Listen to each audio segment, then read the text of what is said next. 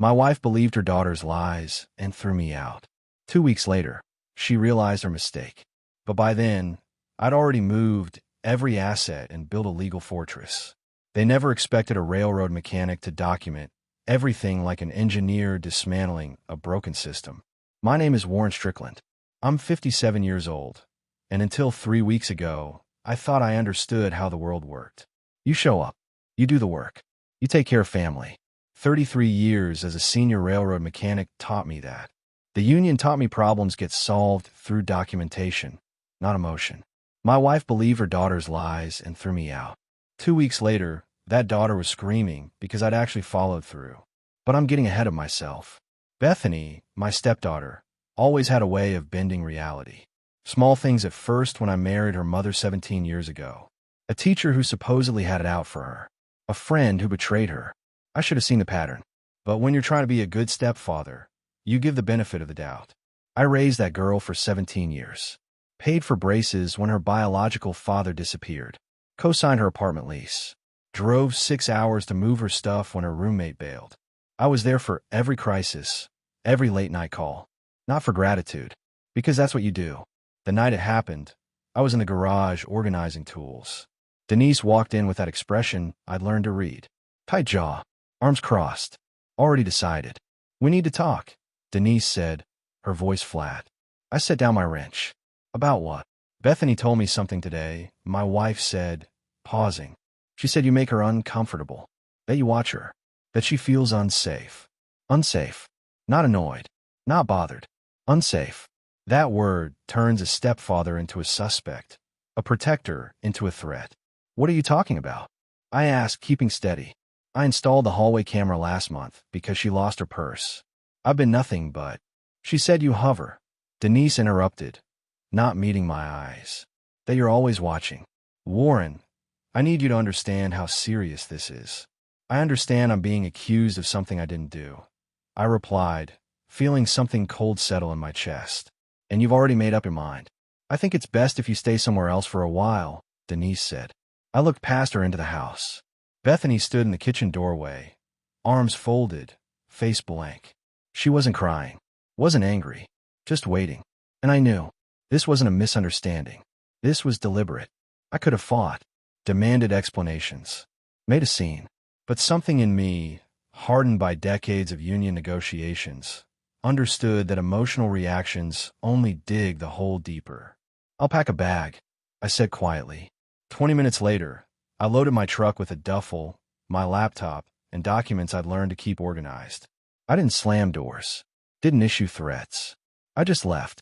That night, in a budget motel near the interstate, I opened my laptop and created a folder labeled Documentation.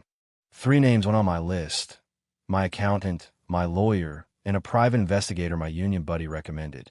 Below those names, I typed 2 words: Phase 1. They thought I'd come crawling back. Thought I'd beg. They were wrong. I'd spent my career understanding that truth matters less than documentation of truth. And I had 17 years of documentation. I wasn't planning revenge. I was planning precision. The motel room smelled like disinfectant and old carpet, but I barely noticed. I'd set up my laptop on the wobbly desk and spread out 17 years of documentation across the bed. Bank statements, tuition receipts, email threads, every check I'd written, every invoice I'd paid, every conversation I'd saved. My son Trevor called around midnight. My daughter Natalie must have told him. Dad, what the hell happened? Trevor asked, his voice tight with anger. Natalie just called me. She's furious. Bethany accused me of making her uncomfortable. I said simply, your stepmother believed her. Asked me to leave. That's insane, Trevor said. Dad, you're the most straight-laced guy I know. You won't even speed on the highway. Doesn't matter what's true, I replied, sorting through a stack of credit card statements. Matters what she believes. And right now, she believes her daughter. So what are you doing? My son asked. What I always do, I said. Documenting everything. Making sure I have proof of every dollar I spent, every sacrifice I made. When this goes south, and it will, I'll have the receipts. Trevor was quiet for a moment. You need help. Not yet, I told him. But I will. Just sit tight for now. The next morning, I met with Raymond Briggs, my accountant. Ray was a former Marine with a buzz cut that never went out of style and eyes that missed nothing. We'd worked together for 15 years, ever since the union recommended him for tax planning. "Warren," Ray said, shaking my hand in his small office. "What's this about?" I laid it out clean. The accusation. The eviction from my own home. My plan to protect what I'd built. Ray leaned back in his chair, fingers steepled. "You want to isolate your assets." "Everything," I confirmed. "The pension, the savings, the truck, the tools. Anything that's mine stays mine. Anything joint gets separated. Legally. Cleanly." "You gave her power of attorney 2 years ago," Ray said, pulling up my file on his computer. "When she had that gallbladder surgery. You remember that?" I remembered. Denise had been nervous about going under anesthesia, worried about paperwork piling up while she recovered. I told her not to worry, handled everything while she healed. "She never revoked it," Ray said, looking at me over his reading glasses. "Which means technically it's still active." Something clicked in my mind. "How active?" "Fully durable," Ray replied.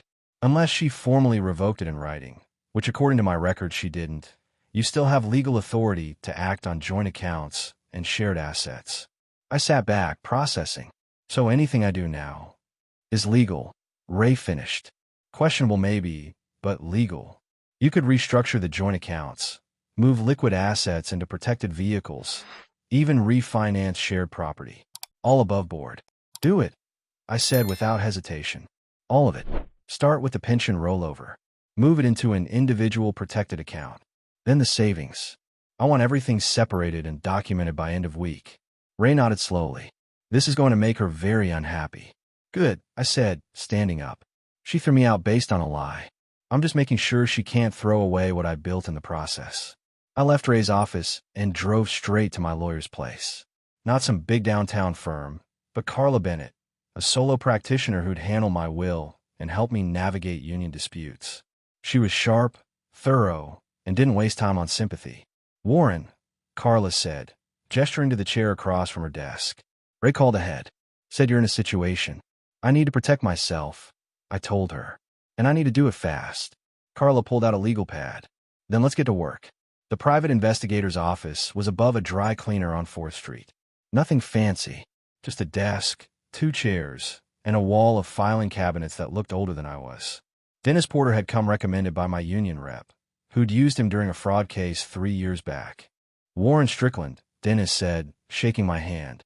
He was lean, maybe 50, with the patient eyes of someone who'd spent years watching people lie. "Your buddy said you need background work." "On my stepdaughter," I confirmed, sitting down. "Bethany, 28 years old. I need to know if she's done this before." Dennis pulled out a notebook. "Done what before?" "Made accusations," I said. "False ones. This feels practiced, like she knew exactly what words would work." "I want to know if there's a history." "Give me what you have," Dennis said. I handed him a folder. Inside were Bethany's previous addresses, school records I'd kept from when I paid tuition, and the names of her past employers and landlords. "How deep do you want me to go?" Dennis asked, flipping through the pages. "As deep as it takes," I replied. "I want every job she's had, every place she's lived, every person she's burned. If she's lied before, I need proof." Dennis nodded. "This'll take about a week, maybe 2. I'll start with employment records, then move to civil complaints. If there's a pattern, I'll find it." "One more thing," I added. "Her boyfriend. Guy named Derek. Something about him doesn't sit right. Can you dig into him too?" "Address?" Dennis asked. "She mentioned he lives downtown," I said. "Drives a new BMW. Works in finance supposedly, but I've never seen evidence of an actual job." Dennis made a note. "I'll add him to the list." I left his office and drove back to the motel. My laptop showed 3 new emails from Ray, my accountant. The pension had been rolled over. The joint savings account was now restructured into my name only, protected under the original power of attorney Denise had signed. The backup vehicle, a Toyota I'd bought for emergencies, had been transferred to a holding LLC I'd created that morning. Everything was being moved systematically, piece by piece, and Denise had no idea. She still thought I was sitting in some motel, feeling sorry for myself. That afternoon, I did something I hadn't done in 17 years. I called my ex-wife Paula. "Warren." Paula answered, surprise clear in her voice. "Is everything okay?" "Not really," I admitted. I need to ask you something, and I need you to be honest. Okay, Paula said cautiously. When we split up, I began. You told me you'd fallen in love with someone else. You didn't hide it. Didn't lie. Just told me straight, and we handled it like adults. Do you remember that? Of course I remember, Paula replied quietly. You did the same. You told me your feelings had changed, that you'd both just grown apart. We were honest with each other. That's what I needed to hear, I said. Because what's happening now, with Denise and her daughter, it's the opposite of that. It's all lies and manipulation. Paula was quiet for a moment. What did they do? I told her everything. The accusation, the eviction, the calculated look on Bethany's face. That's horrible, Paula said. Warren, you were always good to our kids. Trevor and Natalie adore you. If you need me to vouch for your character, I will. Anytime, anywhere. I might take you up on that, I said. Thank you. We're still friends, Paula reminded me. That doesn't just disappear because we're not married anymore. After we hung up, I sat in the motel room and realized something. I wasn't alone in this. I had my kids. I had Paula. I had people who knew the truth. Denise and Bethany thought they'd isolated me, but they'd actually just forced me to call in reinforcements. My phone buzzed. Text from Trevor. Dad, Natalie and I want to help. Tell us what you need. I replied, get ready. Phase 2 starts next week. Ray called me on a Thursday morning. I was drinking gas station coffee, watching construction workers across the street dig a foundation for something nobody seemed to want.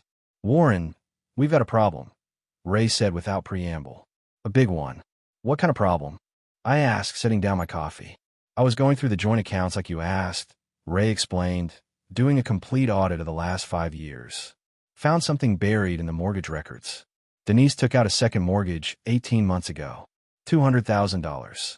I felt my chest tighten. What? She used the power of attorney you'd given her. Ray continued. Filed it as a home equity line of credit. Bank approved it because both your names were on the title and she had legal authority. Where did the money go? I demanded. That's the interesting part, Ray said. She transferred it to an investment account under her sister's name. Looks like some kind of real estate venture that went bust. The account's now empty, but the debt is still attached to your house. I stood up, pacing the small motel room. $200,000.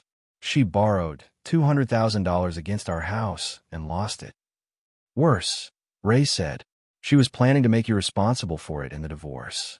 I found emails between her and her sister discussing how to structure it so the debt would fall primarily on you. Can you prove that? I asked. I have an email thread, Ray confirmed. She used her personal email, not encrypted. Talked about how you'd never notice until it was too late. I sat back down slowly. Forward everything to Carla. Every email, every bank record, every piece of documentation. Already done, Ray said. Warren, this changes things. She didn't just believe her daughter's lies. She was setting you up. After Ray hung up, I sat there processing. The accusation for Bethany wasn't just about getting me out of the house. It was about making sure I looked guilty, looked unstable, so that when the divorce came, Denise could claim I was the problem and stick me with her debts. It was coordinated, calculated, and they'd made one critical mistake. They'd underestimated me. I called Carla immediately. I just got Ray's email, Carla said when she answered. This is fraud, Warren. Clear-cut financial fraud. Can we use it? I asked. Use it? Carla laughed without humor. We can bury her with it. She used your power of attorney to secure a loan, lost the money in a failed investment, and then tried to hide it while planning to make you liable. That's not just divorce court material. That's criminal. I don't want criminal charges, I said. I want leverage. You'll have it, Carla assured me. When she sees what we have, she'll fold. No judge will side with her after this. That evening, I sat in the motel and updated my spreadsheet. Column A, what they did. Column B, what I know. Column C, what I can prove. The columns were filling up fast, and none of it looked good for them.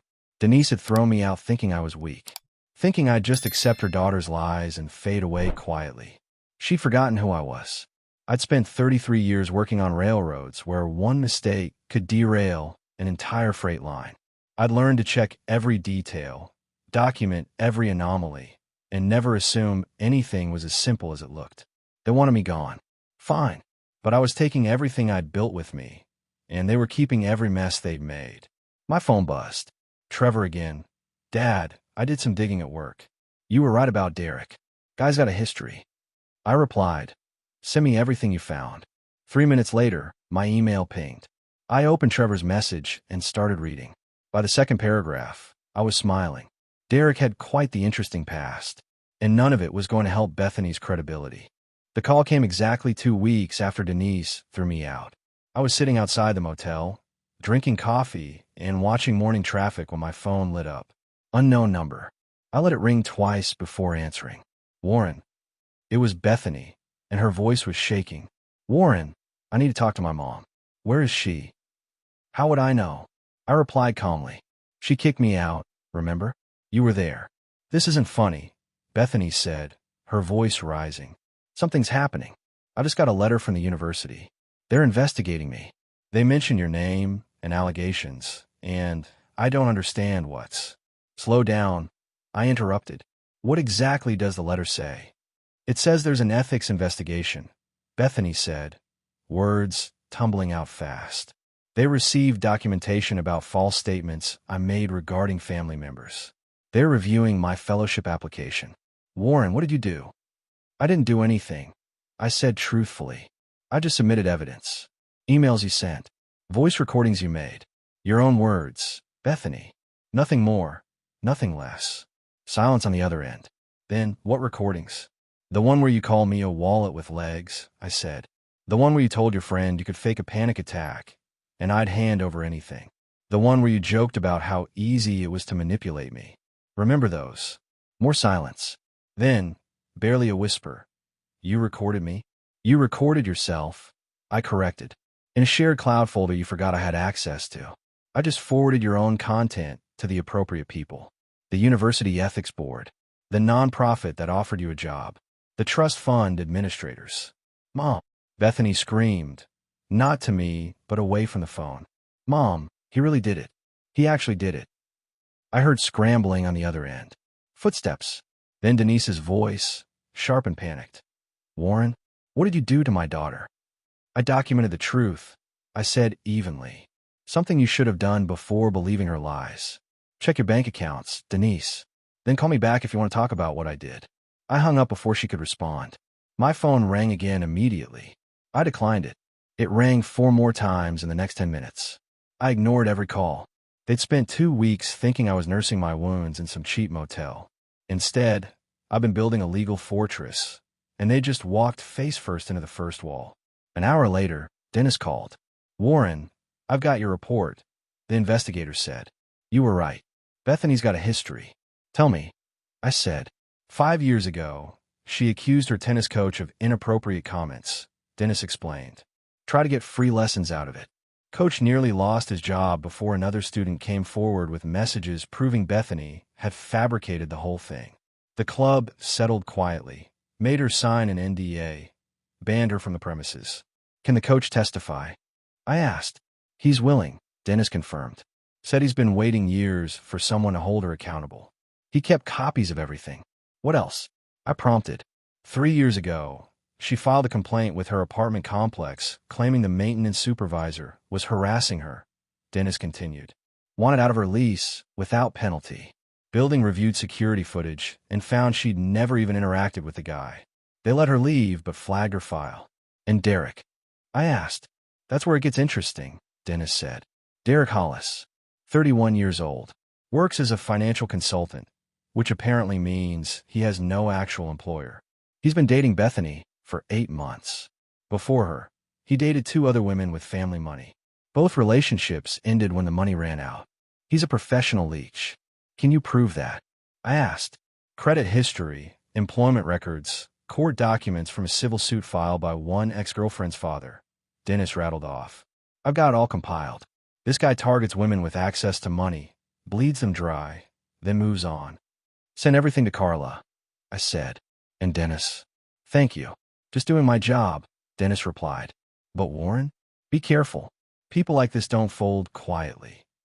Neither do I said and hung up. My phone buzzed. Text from Trevor. Dad, Natalie and I are watching Bethany's social media. She's melting down, posting about unfair treatment and false accusations against her. Should we screenshot everything? I replied, screenshot everything. Send it to Carla. Every post, every comment, every word. 2 minutes later, another text from Natalie. Dad, she just posted that you're harassing her. Should we respond? No. I type back. Let her talk. Every word she posts is evidence of consciousness of guilt. Let her bury herself.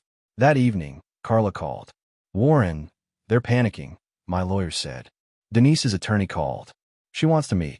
Wants to discuss reasonable terms. No meeting, I said. Not until discovery is complete. She's going to push, Carla warned. Let her push, I replied. I'm not negotiating from a position of defense anymore. She threw me out based on lies. She hid $200,000 in debt. Her daughter is a serial liar. They don't get to set terms now. Understood, Carla said. I'll tell them we'll respond when we're ready. I sat in that motel room and realized something. For 2 weeks, they thought they'd won. Thought I'd accepted my fate and disappeared quietly. They'd forgotten that I'd spent 3 decades working on systems where every bolt, every wire, every connection had to be documented and verified. I didn't react. I prepared. And now the train was coming, and they were standing on the tracks. Denise came to the motel 3 days later. I saw her pull up in her SUV through the window, watched her sit in the driver's seat for a full minute before getting out. She looked smaller somehow, tired. When she knocked on my door, I took my time answering. Warren, Denise said, her voice careful. Can we talk? About what? I asked, not inviting her in. About fixing this, she replied. About finding a way to move forward. I stepped outside, pulled the door closed behind me. You mean about pretending the last 2 weeks didn't happen? About forgetting that you believed your daughter's lies without even asking for my side? I was protecting her, Denise said, defensive. You were choosing her, I corrected. Without evidence. Without questions. You just decided I was guilty and threw me out. Denise looked down. She's my daughter. And I was your husband, I said. For 14 years. That didn't earn me the benefit of the doubt. What do you want, Warren? Denise asked, looking up. You want me to apologize? Fine. I'm sorry. I should have listened. But you're destroying her life. The university, the job offers, everything she worked for. Everything I paid for. I corrected quietly. And I'm not destroying anything. I'm just presenting the truth. Her own words. Her own actions. If that destroys her credibility, that's on her, not me. She made a mistake, Denise said. She made a calculated accusation, I replied. And you helped her.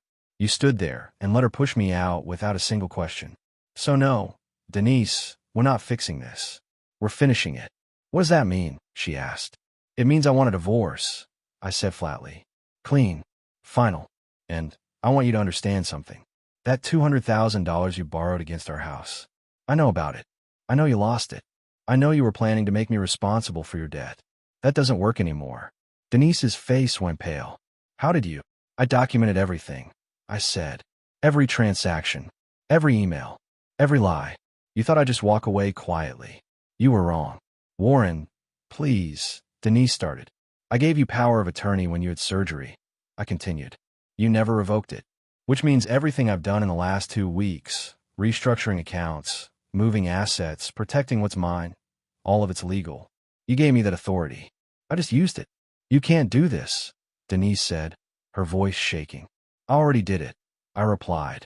The pension's protected. The savings are separated. The vehicles are transferred. The house is split. You keep the foundation and the debt you created. I keep everything else. That's not fair, Denise protested. Fair. I looked at her steadily. You threw me out based on a lie. You had massive debt. Your daughter has a history of false accusations. And you think I'm being unfair. Denise started crying. Not the manipulative kind. The kind that comes when someone realizes they've lost something they can't get back. I loved you, I said quietly. I raised your daughter like she was mine. I worked every overtime shift, every holiday, every weekend to give you both a good life. And the moment it became inconvenient to defend me, you chose her lie over my truth. That's what I can't forgive. What do you want me to do? Denise asked through tears. Sign the papers when they come, I said. Accept the settlement. Move on. Because that's all that's left now. I walked back into my motel room and closed the door. Through the window, I watched her sit in her car for another 5 minutes before driving away. No screaming, no drama, just the quiet ending of something that had died 2 weeks ago when she chose to believe I was a monster. My phone buzzed. Text from Ray. All accounts secured. Asset transfer complete. You're legally protected. Another text from Carla. Received call from her lawyer. They want to negotiate. Should I set up a meeting? I replied to Carla. No meeting. We present terms, or we go to court. Their choice. That evening, I drove to the house. My house. Our house. Former house. I parked across the street and just looked at it. The porch light I'd installed last summer. The fence I'd repaired in spring. The garden I planted for Denise's birthday 3 years ago. I built a life there. A real one. With real work and real sacrifice. And they'd thrown it away based on convenient lies and hidden greed. I started the truck and drove back to the motel. I didn't feel sad anymore. I felt clear, like something that had been broken was finally being set properly, even if the healing would hurt. Tomorrow, Carla would file the divorce petition. Next week, the university would interview Bethany. The week after, Derek would find out his background check had been forwarded to Bethany's family. Everything was in motion now.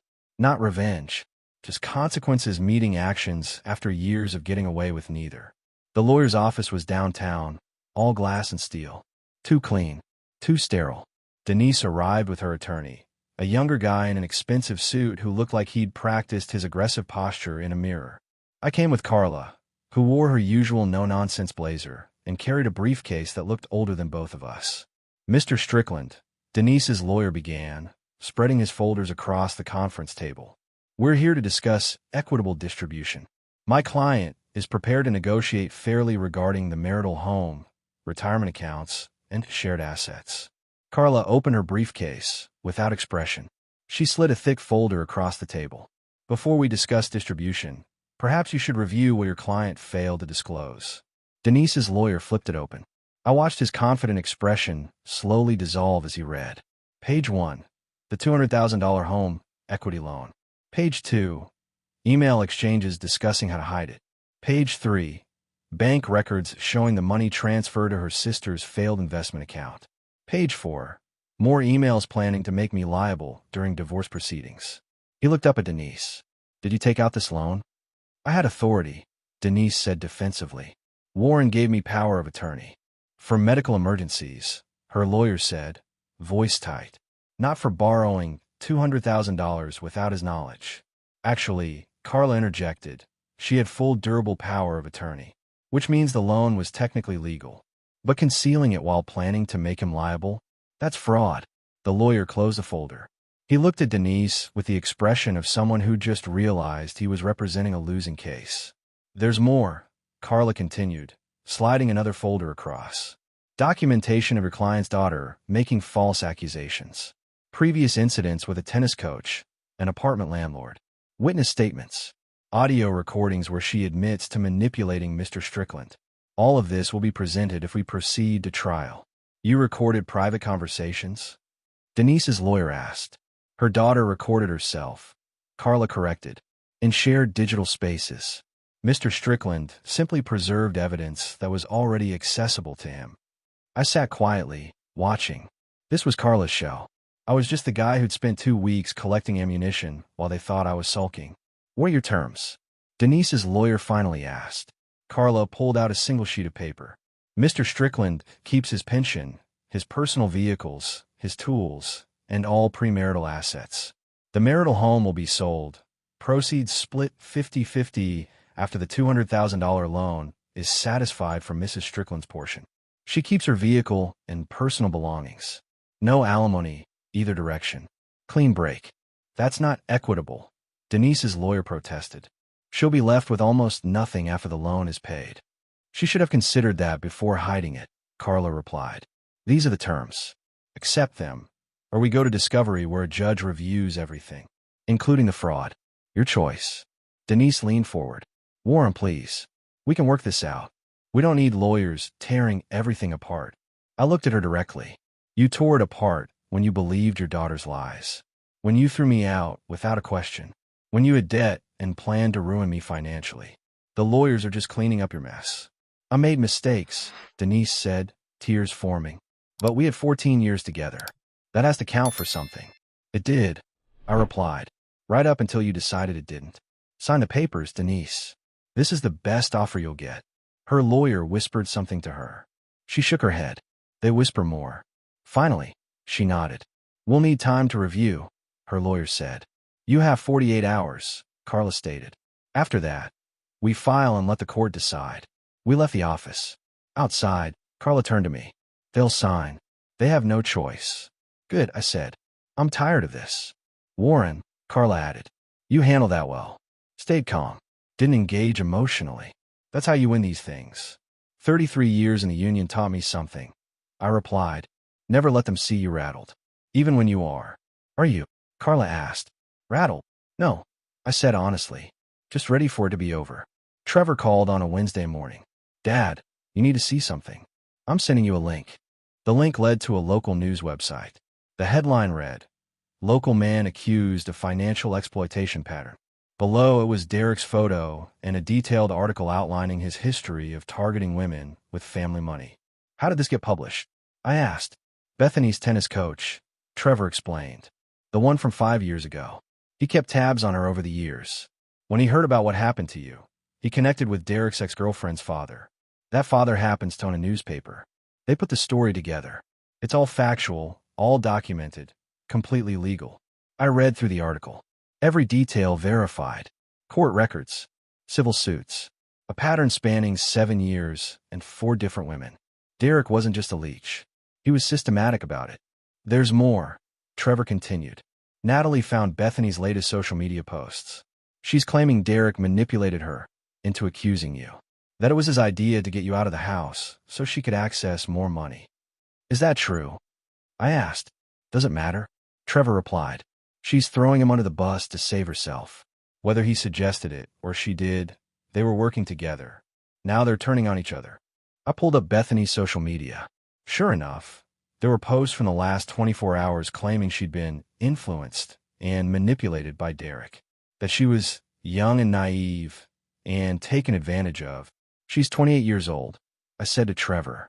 Not exactly young and naive. But your point stands, Trevor replied. She's trying to rewrite history again. Forward everything to Carla, I said. Every post, every claim. If she wants to blame Derek, fine. But she still made the accusation. She still knew what she was doing. That afternoon, Dennis called with an update. Warren, Derek left town. Packed up and disappeared sometime last night. Bethany's been trying to reach him. He's ghosted her completely. Smart move on his part, I said. Once the article published, he knew he was done. There's something else, Dennis added. Your stepdaughter's been contacting her former landlords and employers, trying to get them to retract statements or destroy records. Offered one landlord money to misplace his documentation. That's witness tampering, I said. Exactly, Dennis confirmed. I've documented everything and sent it to Carla. She's notifying the appropriate authorities. By evening, the situation had escalated. Bethany posted a long message claiming she was the victim of a coordinated attack by her stepfather who couldn't accept rejection. She claimed Derek had abandoned her and that she'd lost everything because of vindictive men. Natalie sent me screenshots. Dad, she's getting destroyed in the comments. People are posting links to the news article about Derek. Others are sharing the tennis coach story. She's being called out by dozens of people who know her history. Let play out, I replied. I'm not engaging. She's doing this to herself. The next morning, Carla called. Warren, Denise signed the papers. It's done. The divorce will be final in 60 days. What about the house? I asked. Listed next week. She's moving in with her sister. From what I hear, her sister isn't happy about the debt situation either. And Bethany? I asked. University officially withdrew her fellowship yesterday, Carla said. The nonprofit rescinded their offer last week. The trust fund remains frozen, pending final review. She's pretty much locked out of everything. Good, I said. Maybe she'll learn something. Don't count on it, Carla replied. People like that rarely do. But at least she can't hurt you anymore. After the call, I sat in the motel room and realized I felt lighter. Not happy exactly, just unburdened. The weight of their lies and manipulation was finally off my shoulders. I protected myself, documented everything, and let the truth do the work. My phone buzzed. Text from Trevor. Dad, Natalie and I are proud of you. You didn't let them win. You stood up for yourself. That takes strength. I replied. I learned from watching you two grow up. You don't let people walk over you just because they're family. Sometimes the most loving thing you can do is hold people accountable. The hospital waiting room smelled like antiseptic and weak coffee. I'd been sitting there for 3 hours when Trevor and Natalie arrived together. Dad, Trevor said, sitting down next to me. The doctor said it's not serious. Just stress-related. Your blood pressure spiked, but you're going to be fine. I know, I replied. They told me. Said I need to take it easy for a few weeks. Natalie took my other side. You've been through hell, Dad. Your body's just catching up to what your mind already processed. The doctor had called it a cardiac event. Not a heart attack, but close enough to scare me. I'd been in the motel that morning, packing up my things to move into a rental house I'd found, when my chest started hurting. Sharp pain. Couldn't breathe right. I'd driven myself to the emergency room, which the doctor said was stupid but lucky. There's someone here to see you, Trevor said carefully. She's in the hallway. Says she won't leave until you talk to her. I knew who it was before he said the name. Paula. Trevor nodded. She heard about the hospital visit. Drove 2 hours to get here. Paula walked in a minute later. My ex-wife looked the same as I remembered. Older, obviously, but still carrying herself with that quiet confidence I'd always respected. Warren, Paula said, sitting across from me. You scared your kids. Wasn't intentional, I replied. I know, Paula said. They called me. Told me everything that's been happening. The divorce, the accusations, all of it. Warren, I want you to know something. If you need me to testify about your character, I'll do it. Anytime, anywhere. What Denise and her daughter did to you is unforgivable. Thank you, I said. But it's almost over. The divorce is final in a few weeks. The house sells next month. I'm moving on. Paula leaned forward. Where are you moving? Found a place up in Bellingham, I told her. Small town near the coast. Got a workshop space I can rent. Figured I'd finally restore that old radio collection I've been talking about for 20 years. That sounds perfect, Paula said, smiling. You always talked about doing that. Never had time before, I replied. Between work and everything else. Now I've got nothing but time. Trevor cleared his throat. Dad, there's something else. Your niece Chloe called. She got the notification about the trust fund transfer. She wanted to thank you. Chloe, my brother's daughter, 22 years old, studying to be a veterinarian. I'd transferred the remaining marital assets into a trust for her education. Not out of spite, just because she actually deserved it. She cried on the phone, Natalie added. Said you're giving her a future she thought she'd never afford. She wants to visit you once you're settled. She can visit any time, I said. She's good people, unlike some others I could mention. Paula stood up. Warren, I need to head back. But I'm glad you're okay. And I'm glad you stood up for yourself. That takes real strength. We stayed friends for a reason, I told her. Thank you for being here. After she left, I sat with my kids for another hour. We didn't talk about Denise or Bethany. We talked about Trevor's promotion at work, about Natalie's upcoming vacation, about normal things that normal families discuss. For the first time in months, I felt like myself again. 4 months later, I stood in my workshop in Bellingham, surrounded by vintage radios in various states of repair. The space was perfect. High ceilings, good lighting, and most importantly, quiet. No drama. No accusations. Just me and my projects. My phone buzzed. Text from Trevor. Dad, saw something you should know about. Bethany tried applying to another university. They rejected her application. Words gotten around. I didn't reply. Bethany's future wasn't my concern anymore. She'd made her choices. Now she lived with them. The workshop door opened. Chloe walked in carrying 2 coffees and a bag of donuts. Uncle Warren, my niece said, handing me a coffee. I brought sustenance. You've been working since 6 this morning. Old habits, I replied, accepting the cup. How's the veterinary program going? Amazing, Chloe said, her face lighting up. I just finished my first surgical observation. Uncle Warren, I can't thank you enough.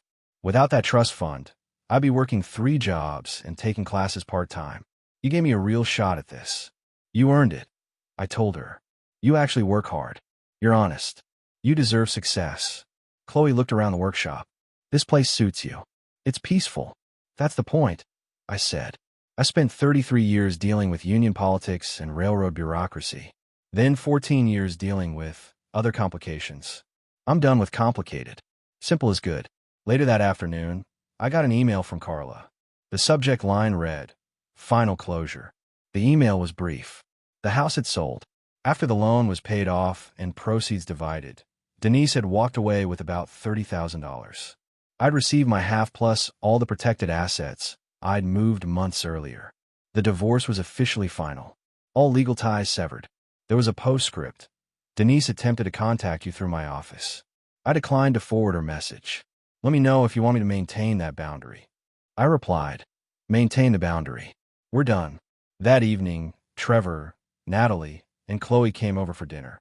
We grilled steaks on my new patio overlooking the water. We talked about Natalie's new relationship, about Trevor's plans to buy a house, about Chloe's dreams of opening her own veterinary practice someday. Nobody mentioned Denise. Nobody mentioned Bethany. They were footnotes in a chapter I'd already closed.